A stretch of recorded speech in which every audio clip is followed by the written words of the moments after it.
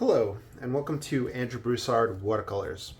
Today, I'm going to do a fast and loose tonalist watercolor landscape painting on a 8x10 sheet of 90-pound Legion toned paper and using Daniel Smith goethite brown ochre.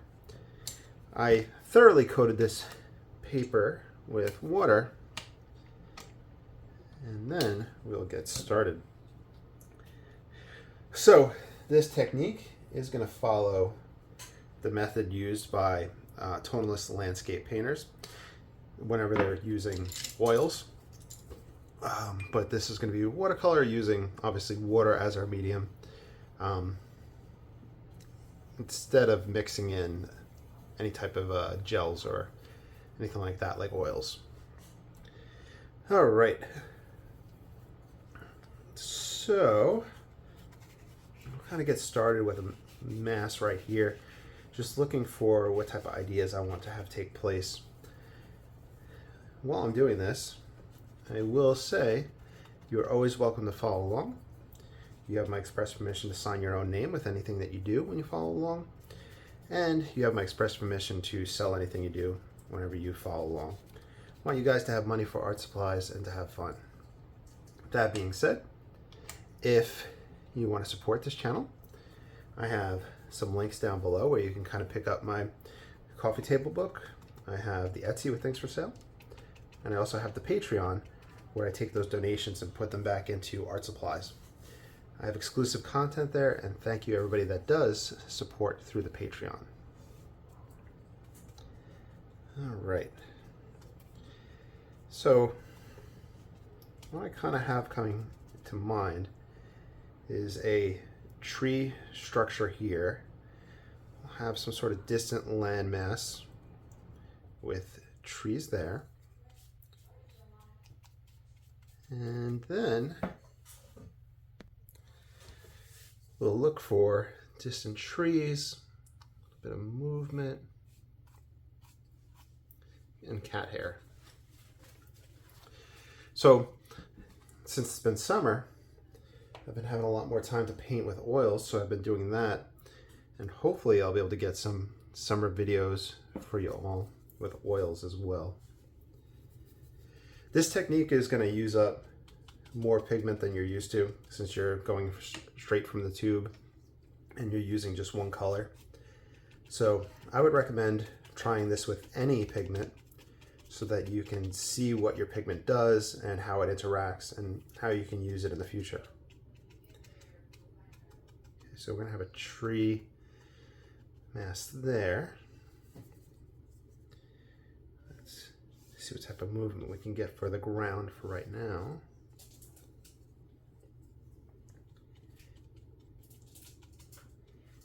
And we'll use our paper towel to adjust whatever is needed. I think I want to pull out whitest whites, and even though this is toned paper, that's the lightest we'll get in some spots. I use the blue shop rags, mainly because I find they're good with oils and everything else, and the price is right. Trying to get that cat hair out the way. Let's see. And then planning out this sky. So looking for a subtle gradation. Also paper toweling over the edge of the trees to get that softness of that tree edge over the sky. I'm going to throw this tablecloth in the washing machine probably after this. Okay, a little bit more stronger pigment.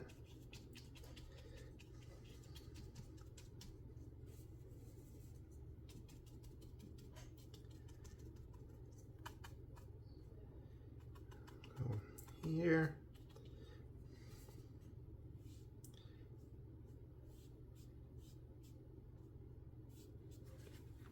Okay.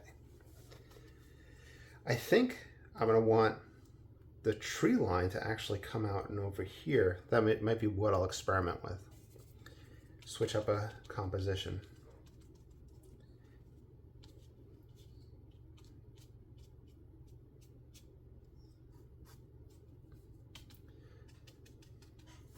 Okay. I'm gonna grab the number 1, and with the number 1, and at this stage, it's just kind of getting the idea in place of background trees and trunks. They're going to diffuse into the painting, and maybe just a few of them will show through at the very end.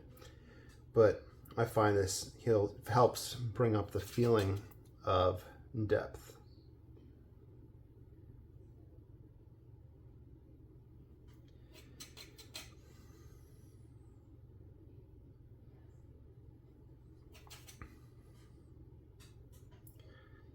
Okay, so you can see a little bit right there.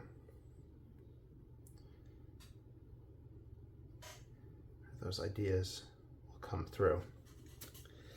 You also see with this technique that this pigment separates a little bit. You can see some granulation taking place in some spots. So that's what you kind of want to learn about the pigments as you're doing this technique. I think I want to open up some spots to the background sky.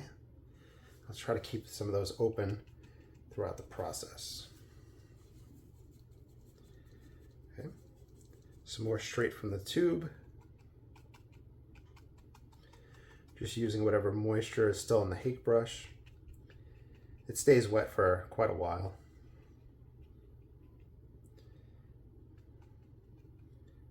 Some foliage falling out into that open area.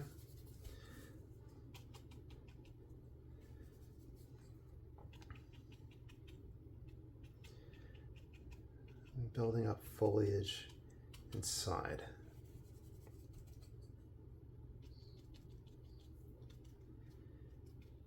I want this grass to kind of sweep in this direction.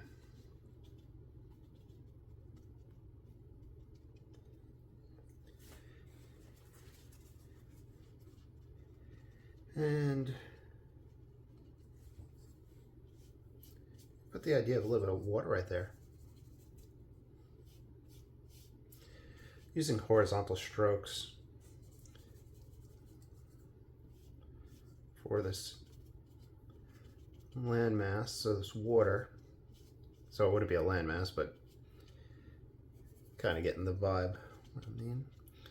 This is the darkest I can get right now, but we are wet and wet, so we'll see what we can do along that edge and bring some of the shadow darks down, just so it's kind of a hint of something there. I think we're ready for a dry off. So whenever you're doing this, you're going to see that whenever I pause the camera and dry off, it's going to be a little bit lighter because the moisture is leaving the paper and leaving the pigment. So that's a tonal shift that's taking place. And you want to see how much your pigments switch. It's kind of like when you're using straight black and it looks nice and dark, and then when it dries, it's much lighter. All right, now that it's for the most part dried off, you'll see that we have granulation and some color separation within the tube. We get a browner and then more of kind of a yellow brown in some regions, more like a yellow ochre. These are our darkest browns that we're getting. And we see some other effects of it in other areas. So it's a nice pigment, but there's really not much contrast with it, at least in that first stage. So let's see what we can do to push it in a darker direction. And also, kind of like at this stage, you can think to yourself, if I was to mix in other paints, what else would I use?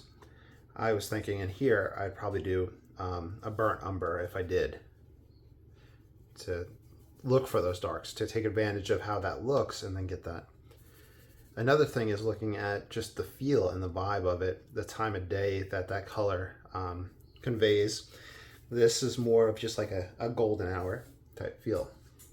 You kind of get a feel for the heat and the environment that's happening.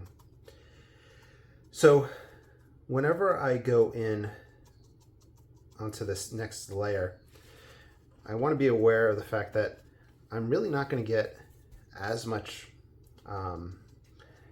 value shifts, that a lot of what I'm going to put in at the moment really seems to sit in that same value range.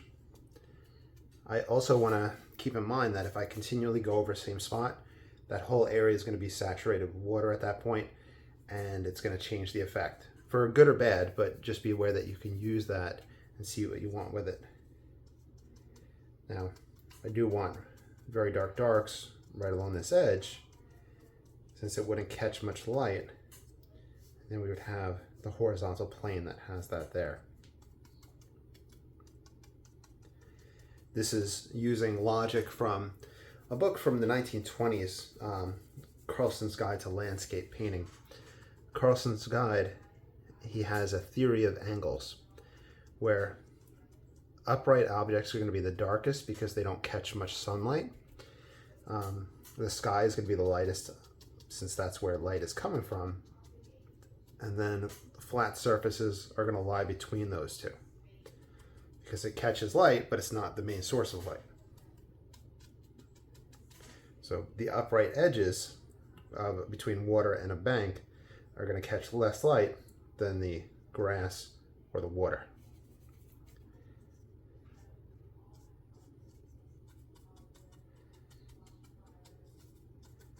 A little bit of texture in here, see what we can do.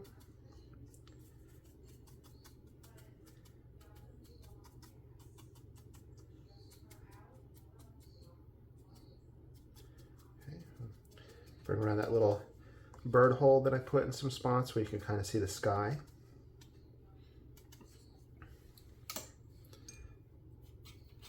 Grab a number 1. I'm going to try not to pass over the exact spots that trees were in the past. This will create a sense of depth, because you'll have the lighter one right there, and then we have a darker one, and one with more just sharper image, easier to see.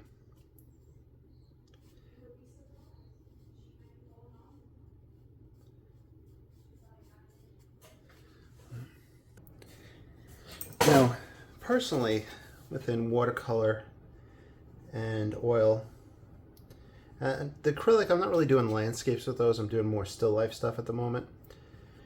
But I really want to achieve more branches, trunks, more variety and kind of feel within them. Now, personally, with fast and loose, you can do very quick, rapid movements, and that gives very successful tree branches and really creates that effect. But because within oils, I'm pushing textures in very similar directions and putting color values in very similar directions as well, I feel like branches are where I can kind of go to the next level with that.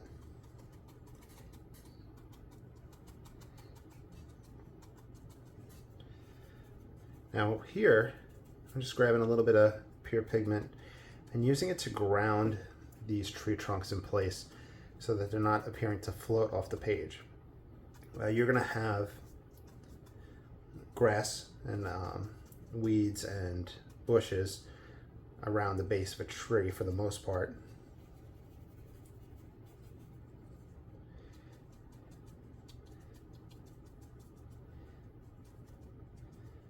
Okay, so now you can see how we're able to get some darker brown in there.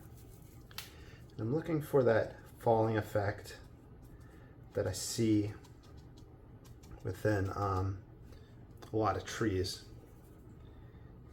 The house that I purchased is right across from a tree line for a field. So every morning and evening, or when I'm doing dishes, I'm looking out that window and trying to get ideas and seeing how I can emulate those different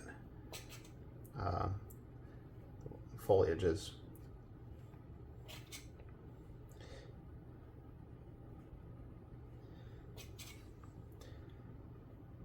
But within like the Tonalist Fast and Loose stuff, you're using big objects, you're using paper towels to create those type of foliage. Sometimes I go far and take the fan brush and I'll put a little bit of pigment on there and I'll use that in this quick swiping motion, and it puts parallel lines down and it helps build up a little bit of effect in those trees. You probably won't see it that much showing up, but it is a kind of a subtle effect that does add a little bit more oomph there. Now I did talk about adding trees right here, and I think that would be pretty interesting. It kind of switches up the composition quite a bit, but I think it's worth doing. Because one thing you'll find is that if you're painting, especially with fast and loose methods, you're going to get through a painting pretty quick. That's one of the issues with oils, is that you're getting through a panel or a canvas super quick, and then you have to start putting them somewhere to dry, and they start taking up a lot of space. So with watercolor, you can create a lot of watercolors and just kind of stack them up, and then every so often just go through and curate that stack and see what you want to keep, what you want to throw away. I sometimes will crop paintings to shorter images and put them in smaller mats. And what else do I do? Yeah, so also, especially if in the beginner stages, you know, painting a lot and you might not find a paper that you like just yet, you can paint on the back of your papers to help conserve money. I was going through some old paintings that I was going to get rid of, and I looked at the back and I had more paintings on the back of them. So I used to do that a lot. So just be aware that you can save money in that regard.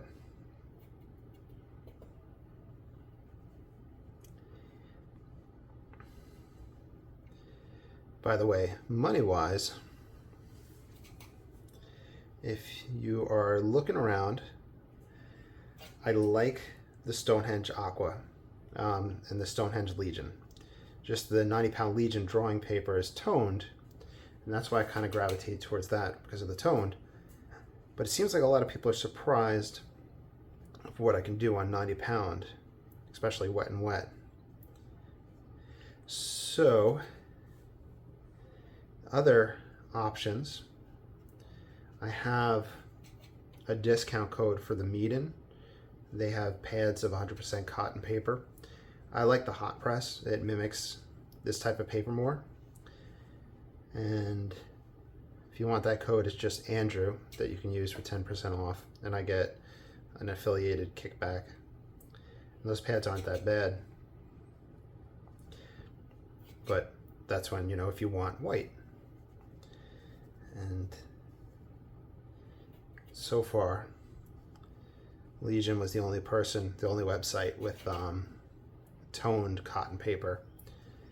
The other toned watercolor paper on the market is, what's the name? Bockingford, but they're not cotton. And I've seen less of it carried in the United States. Maybe it just wasn't that popular, or just toned paper isn't really what people go for. I go for it because of the old masters and what they used and kind of the feel it gives. But not being cotton, it kind of buckled a whole bunch more than what I'm used to. So we just kind of have this row of trees right here. I'm trying to dance the brush along the paper so that we're not getting stagnant straight up and down branches and trunks. You also have to ground these guys, and you can use the fan brush, the hake brush, whatever you want for a quick motion.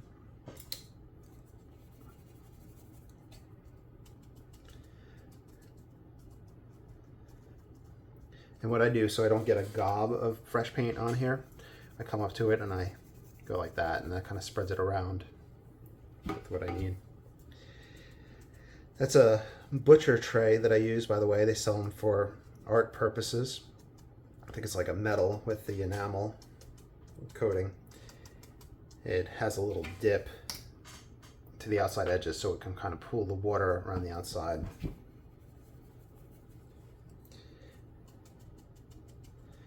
And it gives a lot more room than trying to get paint out of pans. Put a little bits of foliage. I want the texture to be a little bit different than that tree. Get it to stand out.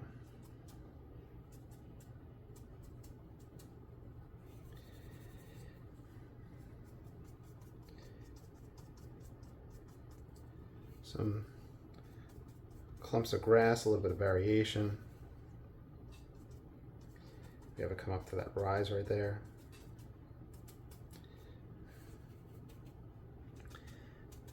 And right now I'm using the rest of the pigment on the palette because I think I'm just going to be done at this point. And I really don't like wasting the paint, especially the Daniel Smiths because of the price. I also find that sometimes I either push a little bit past where I needed to go, or sometimes, for the most part, I feel like I'm a little bit shy of where I wanted to go with the painting. So I'll bring a little dark clump here.